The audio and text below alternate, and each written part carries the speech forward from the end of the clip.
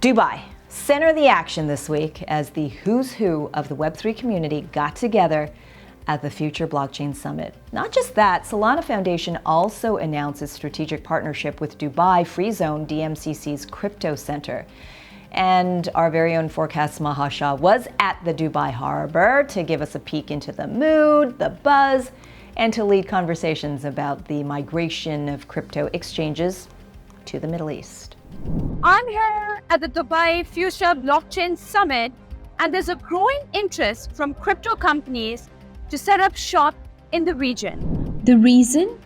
Government support and focus on creating a Web3 ecosystem that's not only regulated, but one where the rules keep pace with the ever-changing dynamics of the Web3 industry. According to a report by Crypto Oasis, the United Arab Emirates houses more than 1,800 blockchain and crypto companies, 70% of which are homegrown. UAE has a population of 10 million, and 3.5 million of those people reside in Dubai, the financial heart of the country. Dubai is basically a hub. It's a place where you meet the world. Crypto projects can meet the rest of the world through Dubai. If I look at new businesses coming in, like I mentioned, predominantly UK, India, China, US, Russia, they make up the maybe top 5% of nationalities. Dubai's metaverse strategy outlines the country's ambitions of becoming a crypto hub by investing $4 billion and creating 40,000 new jobs by 2030. And that liquidity is attracting companies in droves. Well, I think it's a really exciting time for VC funding here in the UAE. I think as funds are diversifying and growing, I think there's a lot more opportunity for global companies who have an interest in the Middle East to come here. We actually set up a dedicated center called the DMCC Crypto Center. The DMCC Crypto Center is the ideal launchpad in the region for crypto businesses. So we provide all the services from business setup and regulatory support to access to funding, access to mentorship and acceleration. For decades, Dubai has been a melting pot where the East and the West meet.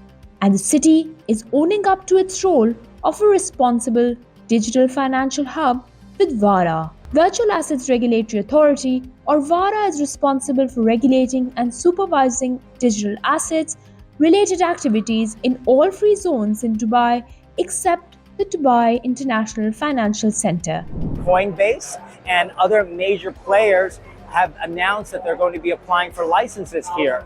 And the reason is because Dubai has been progressive, putting out guidelines and policies about licenses to get.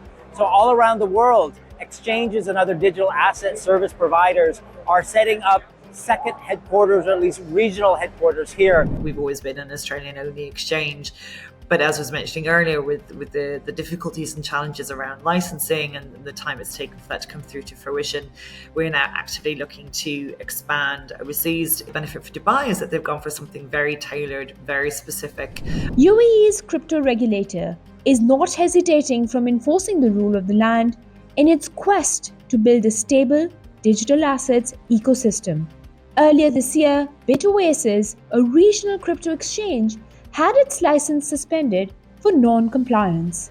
And crypto bankruptcy claims exchange OPNX, which counts 3 Arrows Capital's Suzu and Kyle Davies as its founders, was fined $2.7 million. In 2022, the UAE was added to the Financial Action Task Force, or FATF's, grey list. Since then, the Emirates has taken concrete steps to improve laws to tackle AML, or anti-money laundering, and counter-terrorist financing in an effort to get off the grey list in the review due April 24. Banks, financial institutions and all have raised quite a big of their bar in order to make sure that all those are getting are clean, on the money that are coming in are clean, and there is no facilitation for money laundering that would be happening in the region. Gaming firms are also eyeing Dubai, and one of the country's largest free zone, DMCC, has set up a dedicated center to develop gaming businesses.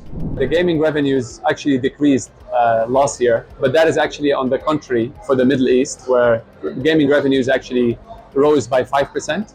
We foresee gaming revenues in the MENA to almost double by 2027 to reach $6 billion US, having a very high spend per capita on gaming, as well as the UAE being the 5th largest market globally for gaming influencers, and we all know the impact that influencers have. Dubai has a long way to go before it can be a global crypto hub, but it's certainly making a strong case. Access to capital, growth markets such as India and Europe, and regulatory clarity are some of the reasons Web3 companies are flocking to Dubai. This is Maha Shah reporting from the Future Blockchain Summit. All right, good stuff there, Maha. Appreciate that. Okay, we also caught up with Lou Kerner in Dubai. He's a man who dons many hats. He's a founder of Crypto Oracle, a Web3 advisory firm, and is also a partner at Blockchain Coin Investors. Welcome to the show, Lou. How's the crypto mood in Dubai? I'm doubling down on Dubai because for me, it's all about community. And Dubai has an incredible community. All right, let's move to markets here. This was interesting. Bitcoin hit 30,000 on Monday over mistaken reporting about BlackRock's spot ETF approval by Cointelegraph. A lot of people just kind of jumped on the news. And it kind of shows also the liquidity, pent-up demand waiting on the sidelines. But also this week in California, Governor Gavin Newsom signed a crypto licensing bill. What's your take on all of this news, these news headlines impacting prices here? The spot ETF would obviously be positive for Bitcoin.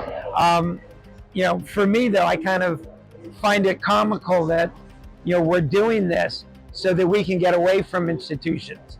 And we're doing this so we can get away from politicians. And so for me, I really don't spend a lot of my time on politicians or institutions. Although any of those that are here to help, I welcome them with open arms. Let's talk about altcoins. There was a buzz about Roblox accepting payments in XRP, which, by the way, Ripple has denied. Also rumors that X, formerly known as Twitter, we know this, X, I'm still getting used to that, by the way, would integrate Dogecoin into its crypto payment systems. What's your outlook on XRP and Doge? XRP had a big court win recently. XRP also has a great community. The XRP army is super impressive. They're diehards. And, this is the kind of thing where, when it starts to work, they can start to add to that army. And it's the same thing to some degree with Doge. Doge is all about community. And I think we're moving into a world where people are going to want to be a part of communities like, Doge and like XRP. So I think both of them can be, in the early days of where they're going to be. We have to discuss this one. It's a very sensitive topic, and a very concerning one. The Middle East crisis deepens with the ongoing Israel-Hamas war, and you're a member of Crypto Israel Fund. How do you see the use of crypto in war? Crypto, can obviously be used potentially by both sides of a war. I think one of the more interesting things to come out of the war we're seeing now in the Middle East is the fact that Hamas stopped taking Bitcoin a few years back because Bitcoin is imminently traceable. If it's something positive, like giving to Ukraine, Ukraine was able to raise millions of dollars in crypto before they were able to get any dollars in because crypto is immediate. There's obviously lots of harm and damage and lots of people that need help. And so the crypto community, has banded together to try and do what we can. Lou, always appreciate it. Good to see you again. Thank you so much for joining us.